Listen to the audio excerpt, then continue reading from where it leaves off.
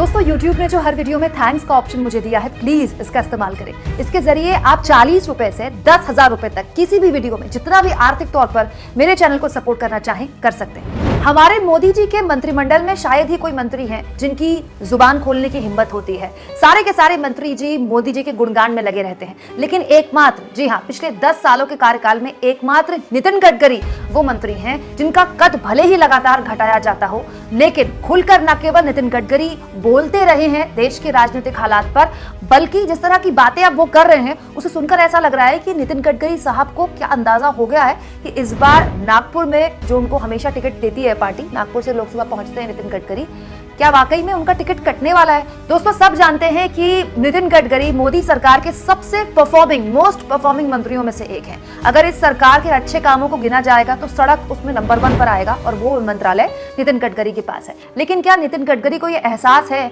कि उनकी काबिलियत को और उनके काम को उतनी तारीफ नहीं मिल रही जितनी मिलनी चाहिए? क्योंकि कार्यक्रम में नितिन गडकरी ने बिना नाम लिए देखिए क्या कहा। मैं हमेशा मजाक में कहता हूं कि चाहे किसी भी पार्टी की सरकार हो, एक बात तय है कि जो अच्छा काम करता है उसे कभी सम्मान नहीं मिलता और जो बुरा काम करता है उसे कभी सजा नहीं मिलती।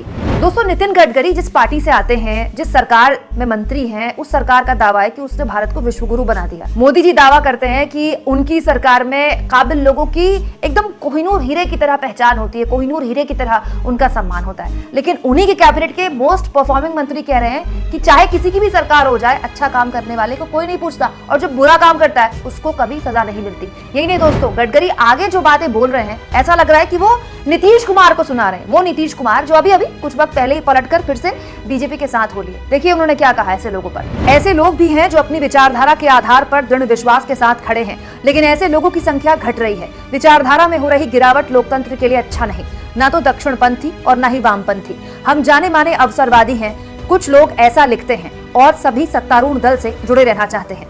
तो आखिर गडकरी ये बात किसके लिए बोल रहे हैं? क्योंकि नीतीश कुमार हो, चाहे महाराष्ट्र में अजीत पवार हो, ऐसे लोगों की लिस्ट बहुत लंबी है जिन्होंने अपने अपने राज्यों में या तो गठबंधन तोड़े या पाला बदलकर बीजेपी में शामिल हो गए। मतलब बंगाल में तो पूरी की पूरी एक लिस्ट है जिसमें बल्क में तृणमूल कांग्रेस से बीजेपी में आए थे लोग और बाद में फिर तृणमूल कांग्रेस में चले गए। और यहाँ पर गडकरी एग्जैक्टली यही बात बोल रहे हैं कि आज के दौर में विचारधारा की जो प्रतिबद्धता है, जो विचारधारा को लेकर दृढ़ निश्चय है, वो किसी के अंदर भी नहीं है। हालांकि गडकरी ने यहाँ ना तो मोदी जी का नाम लिया, ना नीतीश कुमार का नाम लिया, लेकिन ये जो बातें उन्होंने बोली हैं इसके मायने क्या है दोस्तों? क्या मोदी सरकार के अंदर अब नितिन गडकरी ही एक वो शख्स हैं जो कम से कम बिना नाम लिए वो बातें बोल रहे हैं जिसकी उम्मीद एक वक्त में, एक जमाने में अपने देश के नेताओं से हम करते थे? और अगर स्थिति यहाँ तक आ गई है तो नितिन गडकरी का भी पत्ता कटने वाला है क्या?